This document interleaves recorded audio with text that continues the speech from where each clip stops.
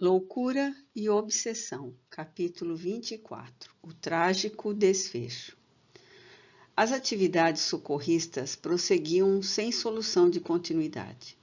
Cada momento brindava-nos com experiências novas, ricas em ensinamentos, em convites constantes à reflexão.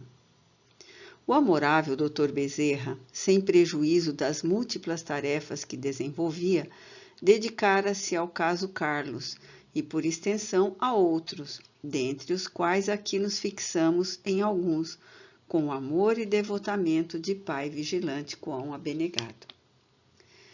Nesse interregno, ao cair da tarde, apresentando sinais de preocupação, convidou-nos a seguir ao necrotério da cidade, a fim de atender um regime de urgência, um casal desolado.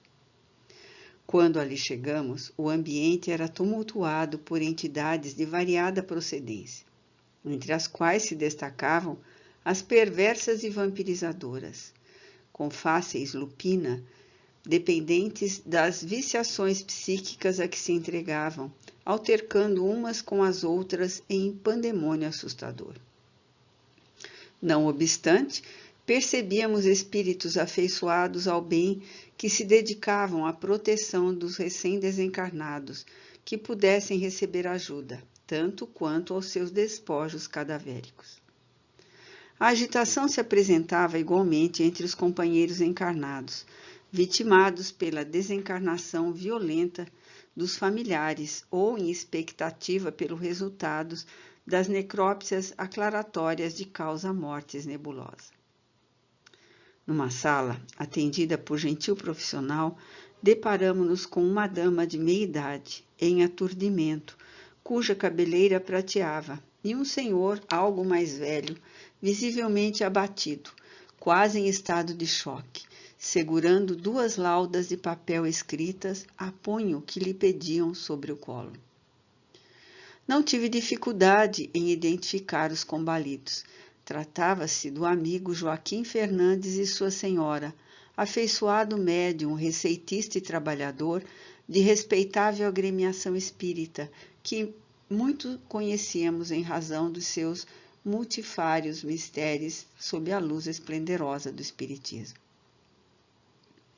Ante a minha surpresa, o benfeitor sussurrou-me: é sim o nosso devotado médium que experimenta o traspassar do punhal da aflição, difícil de ser superada. Um drama antigo tem nesta hora infausto desfecho neste senhor, cujas consequências se arrastarão por muitos anos, qual vem acontecendo desde o eclodir das suas primeiras manifestações.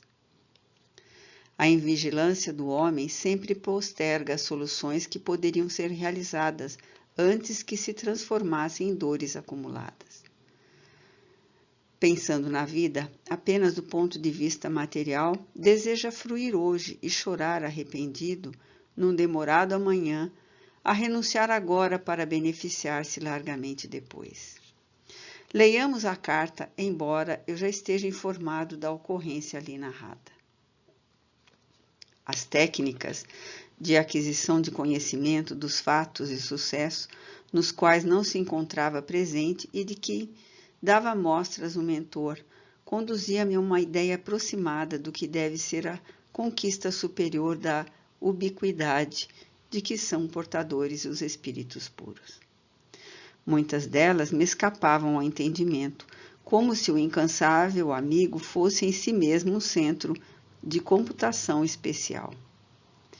A missiva grafada em letra irregular, traduzindo o estado nervoso de quem a escrevera, terminava em dura sentença com pedido comovedor de perdão. Dirigida aos pais após as palavras de amor profundo, ricas de ternura e dor, culminava dizendo: vocês me deram a vida corporal e sacrificaram-se por toda a existência a fim de que sua filha fosse honrada e feliz. Nunca mediram esforços em favor da minha ventura primeiro, para depois a sua. Facultara-me o título universitário e o excelente trabalho a que me tenho entregue com responsabilidade e consciência de dever. Devo-lhes tudo e amo-os com total empenho da alma. Todavia sofro muito, experimentando ignota, estranha dor que me macera revelar-lhes. Sou frágil nessa área que é a do amor. Apesar de jamais ele me haver faltado nos seus sentimentos a mim dirigidos, a adolescência e a idade da razão levaram-me a buscá-lo em expressão diferente. Há pouco, quando o encontrei, passei a viver no mesmo momento um céu e um inferno, que agora alcança o seu estado máximo. O homem a quem amo e que me diz amar é infelizmente para mim casado e pai generoso. O nosso é um amor impossível na terra, exceto se nos dispusermos a fruí-lo no mar das lágrimas dos outros que não lhe merecem a deserção no lar. Fui forjada nos metais da dignidade que o carinho de pais modelou no meu caráter. Não é necessário me enunciar mais nada. Não podendo viver com ele, nem me sendo possível prosseguir sem ele, retiro-me de cena, preferindo sofrer e fazer os seus corações amantíssimos chorarem uma filha digna a permanecer, para desespero de muitos, inclusive de vocês, que pranteariam uma filha alucinada. Perdoe-me, anjos da minha vida. Não pense que ajo egoisticamente, esquecida do amor de vocês. Pelo contrário, atuo em homenagem ao seu amor e por amor também. Não avalio em profundidade a tragédia do suicídio. Tenho-o na mente há algum tempo e não o posso adiar mais, ou optarei pelo suicídio moral, que culminará certamente mais tarde nessa forma infeliz. Ele, o homem amado, ficará tão surpreso com o meu gesto tresvariado quanto vocês estarão ao ler esta carta. Mais uma vez, abençoe-me, intercedam a Mãe de Jesus que tanto sofreu pela filha que os ama, porém não suporta mais viver. Despedindo-se com palavras assinaladas pela dor selvagem, assinava trêmulo o nome. Vi lágrimas nos olhos do afetuoso Dr. Bezerra, que envolveu os pais desolados em energias calmantes, permitindo-se detectar pelo sofrido irmão Fernandes. Parecendo despertar da hebetação em que se demorava, o nobre cavalheiro prorrompeu por fim em pranto volumoso que buscava conter a custo. Não obstante eu me encontrasse igualmente comovido, orando, procurei contribuir para que as agonias daquele momento se lhe fizessem atenuadas. O choro far-lhe-ia bem, reportou-se Dr. Bezerra. As lágrimas que nascem no coração diminuem as dores da alma e acalmam o sistema nervoso em tensão. No momento próprio, o amigo espiritual passou a inspirar o médium, infundindo-lhe coragem para o prosseguimento da luta, recordando-lhe a esposa mais fraca e os necessitados que lhe pediam ajuda. A indução poderosa do espírito afável passou a levantar as forças do aflito que se recompondo interiormente, assim voltando à realidade dos deveres que permaneciam, dos compromissos por atender que aguardariam. Todavia, vendo o guia bondoso e captando-lhe o pensamento, exclamou sem palavras: o Senhor está com a razão. Naquele já remoto dia, antes houvesse sido naquela ocasião. Ó Deus meu! Ia retornar à depressão quando o orientador, exortando-o à coragem, admoestou: Fernandes, a lamentação é tóxico, destruidor, que não podemos utilizar. A vida é mais sábia do que nós e deveremos aceitá-la conforme se nos apresenta. Nada de lamúrias, onde o combustível da fé, a fim de que brilhe a sua luz? Este é um momento de reconstrução e não de abatimento. Sobre as ruínas surgem as flores, da terra sulcada pela enxada saem os trigais abençoados para o pão. E na frincha da rocha, débil planta se sustenta, diminuindo a aspereza do mineral. Agora, levante-se e conforte a esposa abatida. O alquebrado pai soergueu-se com dificuldade e, enquanto o rio das lágrimas lhe fluía dos olhos, ele falava à companheira semi-desfalecida. Aceitemos com humildade o irrecusável e trágico acontecimento, confiando em Deus e intercedendo pela filha infeliz. Não me revolto, respondeu com a voz embargada a mãe combalida.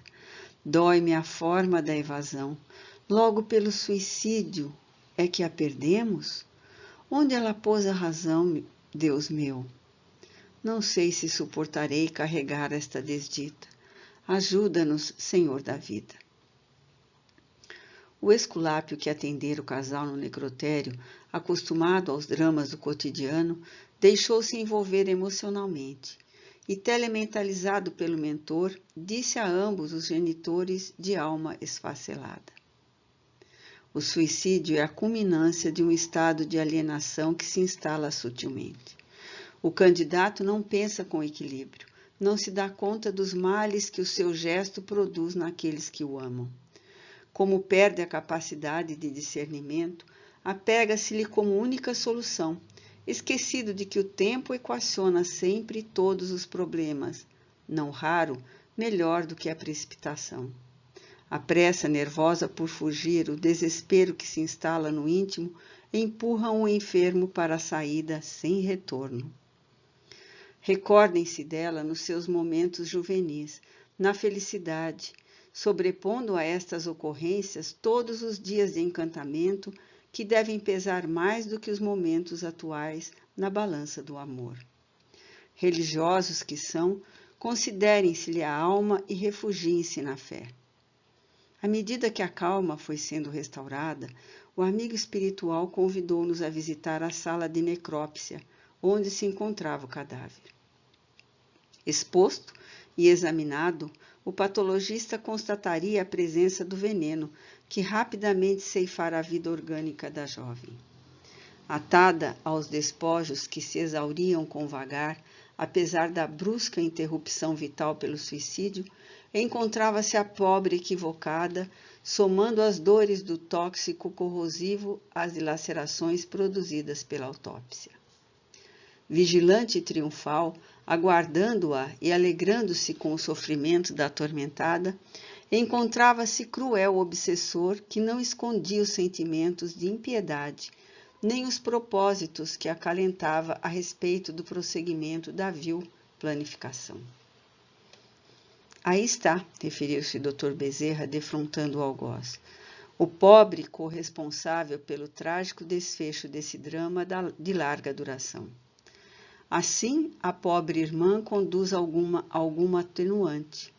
Ela retorna à nossa esfera como suicida assassinada, induzida à solução insolvável, irresponsável por aceitar-lhe a inspiração infeliz e vitalizá-la quando deveria reagir, valorizando os dons da vida e preservando-a a qualquer custo. Todavia, é igualmente vítima, por haver sido empurrada ao abismo por uma inteligência lúcida que lhe planejou a desdita e pôs-se vigilante, aguardando o momento para agir com impunidade. Agora aguarda, antegozando a vitória e esperando prosseguir na intermina vingança. A alucinação que o ódio reduz o ser não tem limite. Oremos por ambos a fim de os ajudarmos. Concentrando-nos profundamente, suplicamos a misericórdia paternal de Deus para todos nós, e especialmente para aqueles irmãos que o infortúnio ligava com vigorosos laços.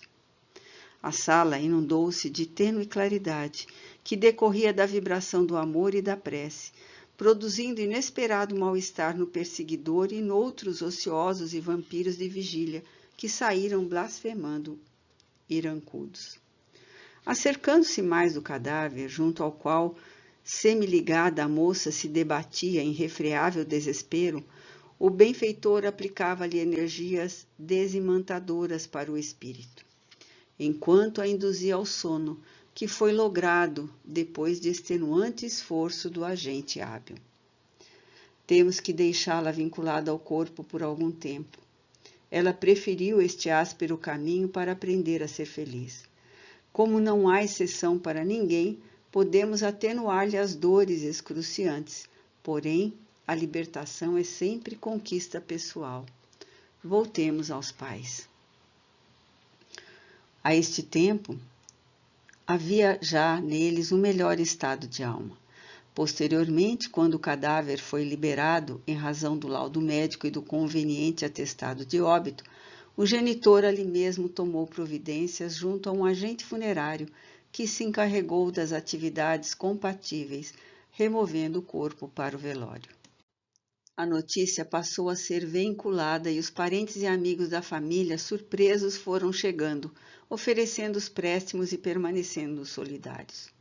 A noite, em festival de estrelas e de esperanças, contrastava com o ambiente fúnebre onde nos encontrávamos. Desencarnados, solícitos, incluindo familiares e beneficiários da generosidade cristã do irmão Fernandes, vieram amorosos igualmente, participando do acontecimento lutuoso e contribuindo em espírito em favor da pobre suicida como dos seus pais.